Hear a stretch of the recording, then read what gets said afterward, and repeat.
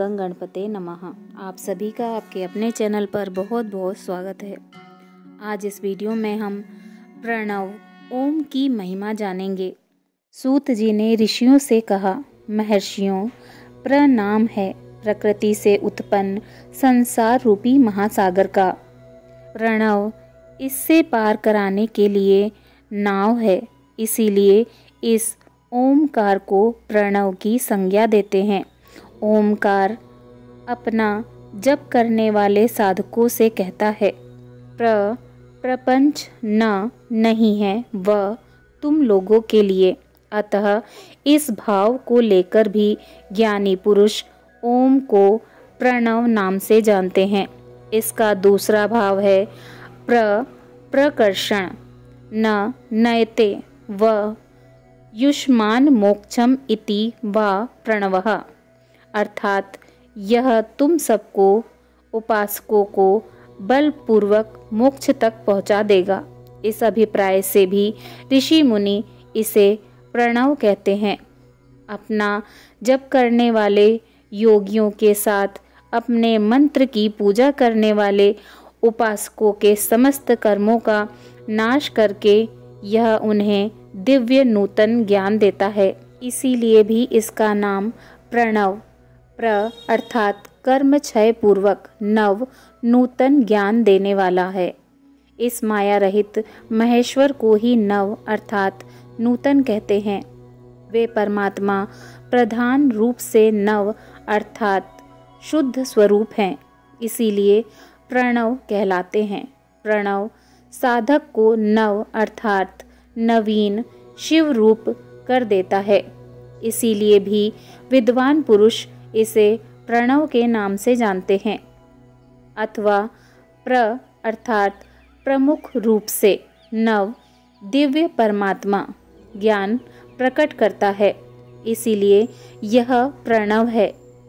यद्यपि जीवन उन्मुक्त के लिए किसी साधन की आवश्यकता नहीं है, क्योंकि वह सिद्ध रूप है, तथापि दूसरों की दृष्टि में जब तक उसका शरीर रहता है तब तक उसके द्वारा प्रणव जप की सहज साधना स्वतः ही होती रहती है। वह अपनी देह का विलय होने पर सूक्ष्म प्रणव मंत्र का जप और उसके अर्थभूत परमात्म तत्व का अनुसंधान करता रहता है।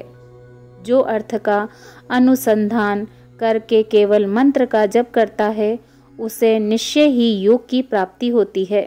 जिसने इस मंत्र का 36 करोड़ जप कर लिया हो, उसे अवश्य ही योग प्राप्त हो जाता है। शिव है, ओम शक्ति है और मकार इन दोनों की एकता, यह त्रितत्व रूप है। ऐसा समझकर हस्व प्रणव का जप करना चाहिए। जो अपने समस्त पापों का नाश करना चाहते हैं, उनके लिए इस हस्व प्रणव का जप अत्यंत आवश्यक है। वेद के आदि में और दोनों संध्याओं की उपासना के समय भी ओमकार का उच्चारण करना चाहिए। भगवान शिव ने भगवान ब्रह्मा जी और भगवान विष्णु से कहा, मैंने पूर्व काल में अपने सर्वभूत मंत्र का उपदेश किया है, जो ओमकार के रूप में प्रसिद्ध है। वह मंगलकारी मंत्र है। सबसे पहले मेरे मुख से ओमकार ओम प्रकट हुआ, जो मेरे स्वरूप का बोध कराने वाला है। ओमकार वाचक है और मैं वाच्य हूँ। यह मंत्र मेरा स्वरूप ही है।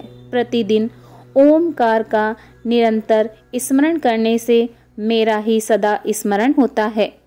मुनीश्वरों, प्रतिदिन 10,000 प्रणव मंत्र का जप करें, अथवा दोनों संध्याओं के समय 1,000 प्रणव का जप किया करें।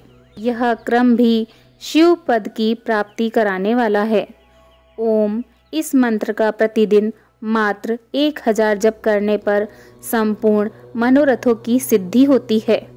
प्रणव के अ, उ और म इन तीनों अक्षरों से जीव और ब्रह्म की एकता का प्रतिपादन होता है। इस बात को जानकर प्रणव ओम का जप करना चाहिए। जप काल में यह भावना करनी चाहिए कि हम तीनों लोकों की सृष्टि करने वाले ब्रह्मा, पालन करने वाले भगवान श्री हरि विष्णु तथा संहार करने वाले रुद्र, जो स्वयं प्रकाश चिन्मय हैं, उनकी उपासना करते हैं।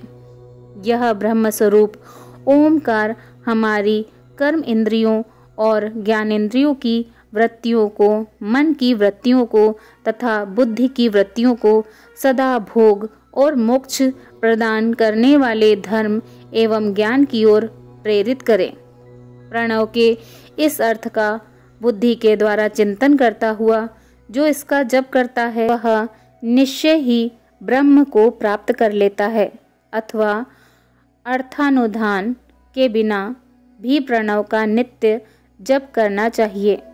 आर्द्रा नक्षत्र से युक्त चतुर्दशी के योग में दिनांक 12 जनवरी दोपहर 11:24 से 13 जनवरी प्रातः 5:03 तक प्रणव का जप किया जाए तो यह अक्षय फल देने वाला होता है।